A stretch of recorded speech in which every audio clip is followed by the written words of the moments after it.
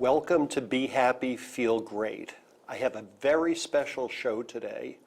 I have a guest, Laurence Campell, who went through a period where he had the perfect job, the company had downsized, and he had to reinvent himself. And I really think many of you can identify with this or know somebody who can.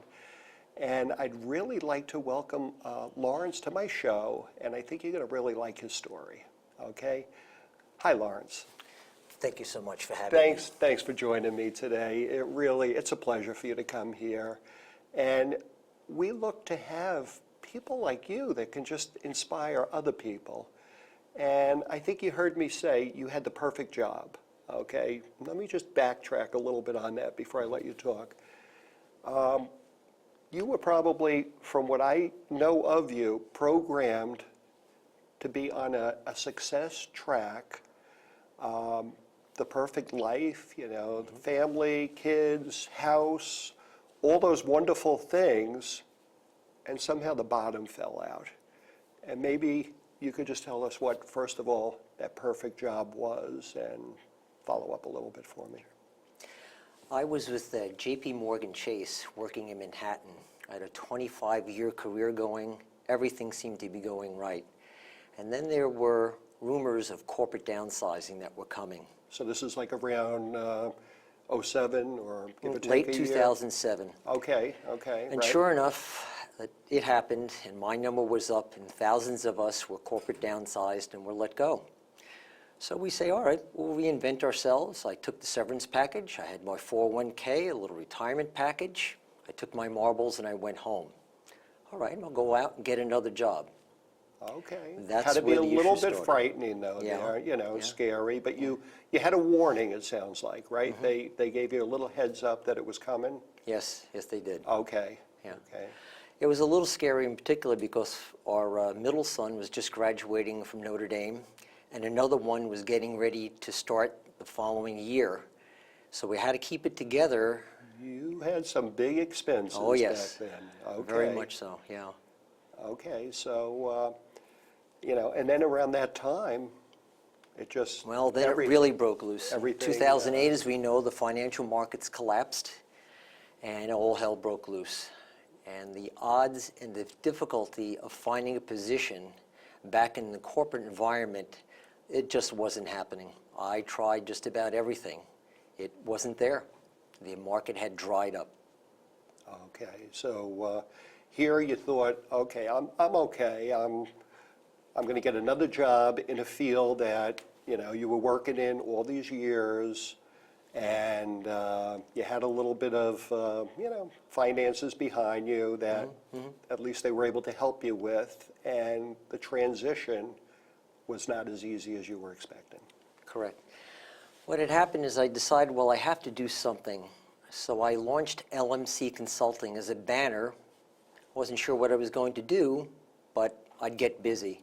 I started doing some marketing, and I linked up with a business services group of other people who were in business, and I thought I could help them with their marketing plans, their emails, their promotions, because I had a background in sales and marketing. You actually had a master's degree in marketing. Absolutely. From St. John's, I believe, right? That's correct. Okay. So while I was working at the business networking group and helping these folks out, people in the group said, well, you're a very handy guy. Why don't you start taking on some side projects and doing things that you know and enjoy how to do? And I thought to myself, well, I can't do that. The corporate world's coming back. I'm going to be back working for a bank and insurance company in no time. Well, that didn't happen, and those of us who have gone through that terrible time in 2008 when the markets just didn't exist for the job market, and financially things were poor. Dried up. Absolutely. So with the encouragement of family and friends and people in my business networking group, I started taking on some small projects, doing handyman services for friends and other referrals. Wait, handyman service. So you went from probably a three-piece suit, doing the commute into Manhattan. Absolutely. Corporate office. Where was your office in Manhattan? Corner Park Avenue. Park and there Avenue. I was, and I had to trade it all in. And I had to get myself a truck and a tool belt and the jeans and get out there and start working. Is that right? And that's quite a transition. Wow, that is a little bit out of your comfort zone there, huh? Absolutely. Okay, but you had to pay bills. Absolutely. You had to do something. As I say, you had to pay the rent. You had to pay the rent. You're a hands-on guy. You're good with using those tools. And, Yes, I had these skills in the background to make this transition because I'd always been a handy person, and I'd always done side projects for fun for people. A family member would ask me, or a neighbor, help me mount my shelf, can you help me patch this? I want to put up some cabinets, I don't know what to do with my deck. I was always the go-to guy who could explain how to get projects done, knew how to do them, and had the tools to do them. Okay. And probably with your background in marketing, you were able to probably know certain things to launch this, right? Was this this group, this business group, that the networking group, was that helpful for you? Very much so. In the group were about 30 professionals who all owned their own business, and each of them had started from scratch. Some of them, though, were second, third generation in a trade, whether it be an electrician or landscaping, a mover, whatever they were doing, and they encouraged me very much to say, you've got to start someplace. This is how it all gets started. Get out there, take the first job, it'll turn into the next job. Then the referrals started coming. Before I knew what happened, I was overwhelmed with business opportunities and jobs through referrals from people who were looking for someone to come in and do their handyman services, projects and maintenance and repair at their home or their business. Isn't that something? Yep. And you know, you mentioned referrals, you mentioned the support that you had through these new friends of yours, which is great. You know, sometimes it's hard to go out there and do it on your own. Yeah. Just before we even get any more into it, what kind of advice can you offer our watchers, you know, our audience today, if they ever had to go through a transition like you did? You know, what do you do? How do you start, you know, to just get yourself focused and move forward? That's the key, is to stay focused. Each and every day, you've got to go out and meet someone. The solution to getting the job or changing careers or making a transition to something totally new, the answer is not behind a computer screen on the internet. The internet is fine for finding out information, doing research, doing correspondence, and so on. But the actual jobs and the information you need to make a transition are by meeting people in all different walks of life. And that's what I did. I got out there. You got out there and started pounding the pavement. Too many people actually think they're on the computer all day, I'm looking. And, you know, and then there's a lot of them, they're on the computer and they're checking their Facebook page and their email, so they're really not even putting in as much time as they might think they're doing, you know, but you can't do it through a computer. You got to really pound the pavement, as you said. And meet people. And try many different things. Go to seminars, go to libraries, go to talk groups, go to church and religious organizations. Meet everybody and anybody you can, because each one of them is the potential for a lead for a job, because someone usually knows someone who's looking for someone. And it may not be the perfect fit, but it will lead to another conversation and another person and another contact. So it's really about the networking. It's all about networking. All about networking. It's FaceTime. You all have about networking with people face to face. Face to face. Yeah. Okay, great advice for people, and it's you know. So you're out there. You start this new career. A lot of it is word of mouth. Then, you know, you get in the jobs. It must have been awkward at first. You probably don't have a truck, tools. Nope. You know, probably a lot of running back to Home Depot or Lowe's to pick up something that you didn't realize you're going to need, and not that efficient. But I'm sure with anything, after a while, you get your own routine going. Yes. And do you do the work yourself, though? You know? Yes, I do primarily all of the work myself, and that's what became my niche, that I realized when I started doing projects and repairs and maintenance for people, that the first thing they asked when I walked in the door to do the job is to say, you're going to do the work. I said, yeah, I'm going to do the work. You're going to do the work. Yeah, I'm going to do the work. And Wow, that was a little that's bit of a big. shock to me because people didn't think, well, because I wasn't capable, or they thought there should be a crew behind me, or I was just the salesman and the crew was going to come in behind me to get it done. And then when people saw my work and it was done accurately, it was neat, it was professional, and I cleaned up when I was done, and there were no glitches and there were no issues, they were so surprised they would always lead to the next question, what else do you do? Which would wind up being a walkthrough through their home. Then the pad came out, and the honey-do list came out, and the list came out. We started walking through, and many times, very early on, I'd wind up being there longer talking to these potential clients than it actually took to do their actual repair or the item that they called me in for. But those turned into longer-term clients with big lists of things to do and more referrals. You know, I'm listening to you talk and I'm thinking, I have my own list that I just can't seem to get everything done.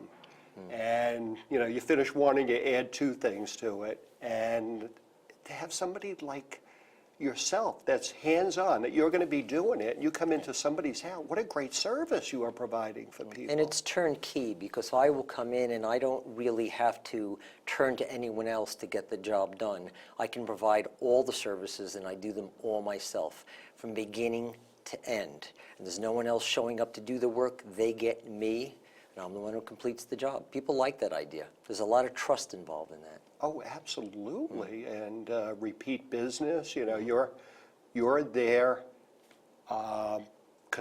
you're a consultant that could sit down with them, show them what to do, but then you're the guy that does the work.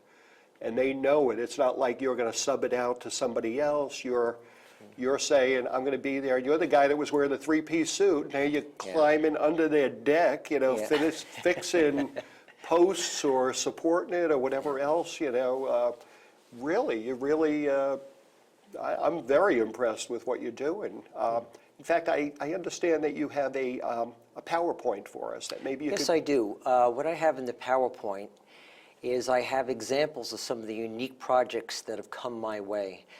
Many times people call contractors because they need a specific thing done, and a lot of contractors turn down jobs because they think the job is too small, too complicated, too difficult, or too many loose ends.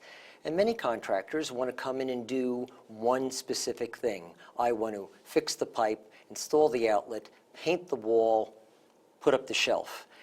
I have the ability to come in, look at the entire project, take kind of a holistic approach and decide, here's what the project is, this is what's involved, these are the materials that are needed, this is how much it's going to cost, and this is how long it's going to take to get done. And I also bring a sense of openness to the job because I say to the people, you know, we could get into this and there may be something else we're going to find through discovery.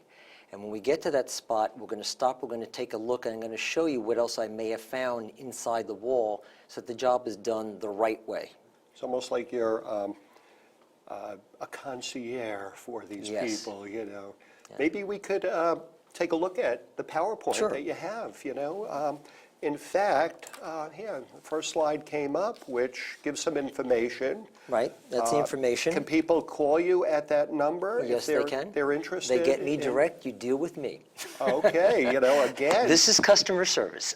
This is total customer service. And unfortunately today, in so many areas, people don't get that customer service. And I can see already why you must be very successful with this.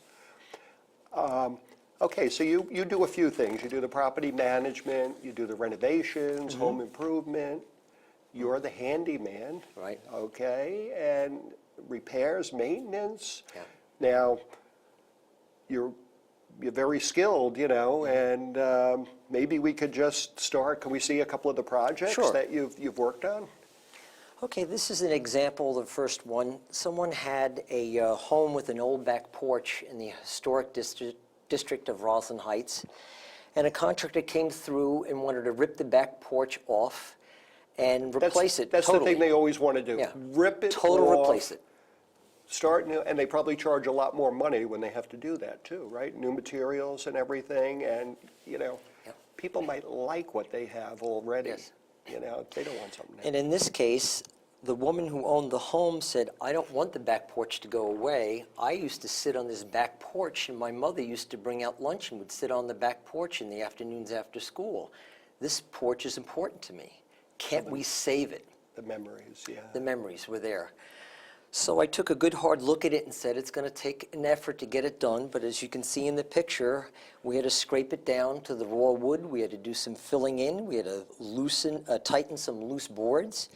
It had to be sanded, primed, sealed, painted, multiple coats of an enamel, and in the bottom you can see that's the end result. They were thrilled.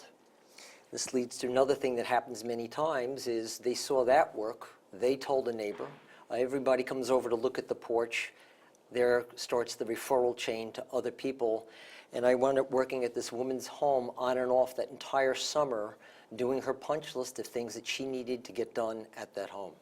Hence the referrals. The referrals, and I'm sure that the next time she wants more work done, I know who she's going to call.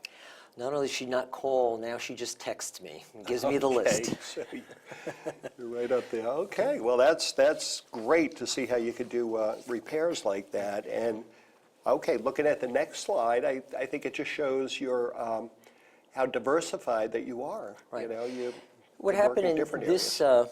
situation is the customer lived in an area where they had small backyards and they had a deck, but they were concerned about privacy between themselves and their neighbors, and they were also looking at their neighbor's ugly fence, and they just didn't want to match it putting fence to fence. Can you come up with something? That's where the uniqueness comes through. That's where the personalized high touch comes through. That's where you talk to the person and you feel them out and give them solutions a little outside the box. I said, well, would you be willing to do something other than a fence, other than stockade, other than white plastic, PVC that they didn't want? So I built a subframe on the back of the shared fence with the neighbor and then imported some bamboo from a company that makes bamboo fencing in California and cut it to size and put it in and followed the contour of the steps, and now they have this private area with plantings behind it and a unique solution that looks beautiful, it's very durable, and it solved all their problems. It did, and you know, anybody that's watching out there, the next time that you look at that stockade fence and you know, you're looking at it, and if you don't have the right landscaping to go along with it, it's nice to know that there's solutions like this and this creativity that somebody could sit down with you and make suggestions, but not only that, is the person that does the work. And that's key here. It's not just hiring it out and sending somebody else you don't know and not getting what you don't want, but here's Laurence who's working with you every step of the way. That's This great. job too, this is attached condominium housing, and I'm also happy to say that I wound up with 4 more jobs because of that one fence solution with the bamboo, because all the neighbors in all the houses in that entire block came over and other things happened because of it. Okay, and now we're looking at an entranceway, which is very interesting, you know, with the curb appeal that you have there. You know, looks like you might do some painting too. Well, it's a little bit more than that. This is a door on a very old stately home, and the people wanted to create a little curb appeal, and what happened was a contractor came in and told them that they're going to replace it and they were going to put up a metal door or a new door. And this door is about 2 inches thick. It has high craftsmanship involved in it, but no one wanted to take the time and the effort to really take a look at what could be done with the door. Broken glass, missing moldings, brass work that I removed from the door, polished it, shellacked it, put it back, a lot of scraping and painting and put it back to make that door look like a showplace. Beautiful. And now you walk up Yeah. and you see this door and it looks very inviting. And that's an example. And like you said, it's just too common nowadays for everybody. Replace. Replace. We're in a disposable society, you know, you buy something and then you're replacing it a few years from now anyway, where this has lasted for years and you just made it look fantastic. Wow, great job. I'm impressed. Okay, so we have what you call complex repairs now. This client, an existing client of mine, asked me, they said they had a sagging roof in the potting shed on the property of this little structure that they didn't want to knock down. And they'd gotten estimates. Contractors wanted to rip off the entire roof and put on a new roof. And she said, yeah, I need to keep the character of it because I want it to look just like the house and the surrounding area. So what the pictures illustrated was I found the rotted area, removed the bad section, and the construction technique of this structure was so old that it wasn't plywood up there. It was actually interwoven old shingles. So I cut out the area, replaced it with plywood, supported it from the inside with new. And when it was all done, we had it, I took care of the shingling and everything that was needed. And there's the end result at the bottom because it just worked out. A lot of effort, but they didn't want to rip it all down and do new. They wanted to incorporate the features that it had before and make it look like it never happened. Well, again, it just shows how diverse that you are in what you could do for people. Yes, and I did that entirely by myself. You did that by yourself. So here's this IT guy that used to drive the Long Island Railroad carrying his laptop, three-piece suit, and now you're there climbing on scaffolding and ladders and having your tool belt on. And having a good time doing it. And a little less pressure, I'm sure. Yes. Okay, Yes. and it's yourself. You're not Yes. having somebody tell you what to do or anything, and that's the beauty, to be able to be self-employed and not have to have a boss. You're the boss. Something also very different about working this way too, Mike, is you find that in the corporate environment, if someone said, well, what do you do during the day? And I said, well, I negotiate, and I talk to people, and I write emails, and I meet with them, and we argue and negotiate, and more emails and more meetings. So you think about it, that's what was going on. Here's the case: when I'm done, you have to go procure, get the materials, physically do the work yourself, and when you're done, you can point at it and say, I did that. Well, you know That's something? mine. It's interesting that you're saying it, because on the next slide, we're actually seeing you out there doing the work. Yep. You know, so here you showed us some different pictures, but Yep. there's Laurence Campbell That's right me. there. Yeah. And the interesting thing that I'm seeing there is it looks like you uncovered some stuff that could have been potentially dangerous for these people. The client asked me to enclose the bottom of their old porch with some lattice work to give it a little pop, something, make it a little bit bigger than the old rotted wood was there. Pretty straightforward project. Now I can take care of that. So I take off the old woodwork that's there, and trying to be complete, I went underneath and said, I'm just not going to cover this. Let me see what's going on underneath this porch. Well, what I found was, and I think it's coming out in the pictures, those posts, several of them aren't even touching the ground. They had rotted off completely. And in other words, the porch was cantilevered out over the dirt and was just hanging there in space. So what I did in this particular case is I showed them where we had to shore things up. We created some new posts, and we completed it. So that's a case where you take it to the next degree, and when you do the right thing by people, they appreciate that. Absolutely. That was, you know, and like I said, looking at that, somebody could have easily fallen. Well, we have another slide right here that takes it to another extreme. This was in a church that was a client of mine. The electricians had removed some old lighting way up high in the sacristy, and they said, okay, you're going to paint it up and finish it, aren't you? And the electrician said, well, I don't do that. That's where I came in. They asked me, well, can you help us out? We've got to get this done in a week's time. I said, can you leave the scaffolding in place? They said yes. So I went up there, did the spackling, the painting, and everything. And the last slide at the very bottom is showing you what it looked like. And yes, they opened in time for business for their next service the following Sunday. So sometimes you get that unique job. Because I saved the day, several parishioners found out, and I got several other jobs because of that. Again, the referral. Again, the referral. And there you are. You had them. By that Sunday, everything was just impressive for everybody. Now we have another slide where, speaking of impressive, this is some of your property management Those are just stuff. examples of homes that I help the people maintain what they're doing. People in property management are looking for a single point of contact. They want someone to manage their repairs, their maintenance, and their improvements. They don't know who to turn to, and very few contractors will do that. So this, you have to step it up a little bit, and you provide turnkey service for them. In this case, you do sometimes have to sub and find other contractors to work with to get the bigger jobs done. But it's all about that high-touch, personalized, lots of communications, in writing, in person, to get those jobs done and manage their property. Because these folks in those homes just want it done. Oh, sure. Send So me the bill. it's like a one person, instead of them having to go through on looking online and trying to find somebody, and Yep. you, and I'm sure you have the best people that do it, and it really just, again, is that service that you provide and the referrals. Now, the last one, little interesting, they're buried treasures. Yeah, I you call know? them buried treasure. These are things that have turned up on various projects that I've done. The first one was in a basement where I was putting up some ceiling tiles, and they found an old radio. And the person said, well, throw that thing out. I said, do you want me to do anything with it? As it turns out, I cleaned it up, and it's an old working radio. The lovely picture in the middle is a petrified rat that I found underneath one of the porches. It scared me at first, but we had a little laugh over that.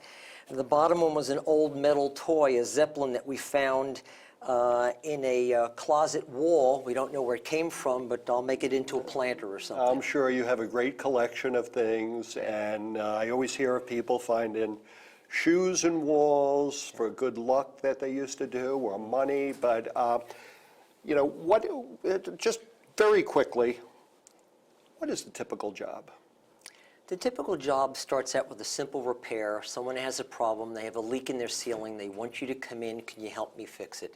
The typical small jobs turns into the bigger job, because if you do it properly, carefully, with full disclosure about what it really takes to get the job done, people appreciate that, they discover you've got other skills, and then the referrals start to The come. referrals come and you do it. Absolutely. And how can they reach you if anybody that's watching this today would like to The have best your way to services? reach me is to email me directly at lmcamp123@gmail.com. lmcamp, C-A-M-P, 123@gmail.com.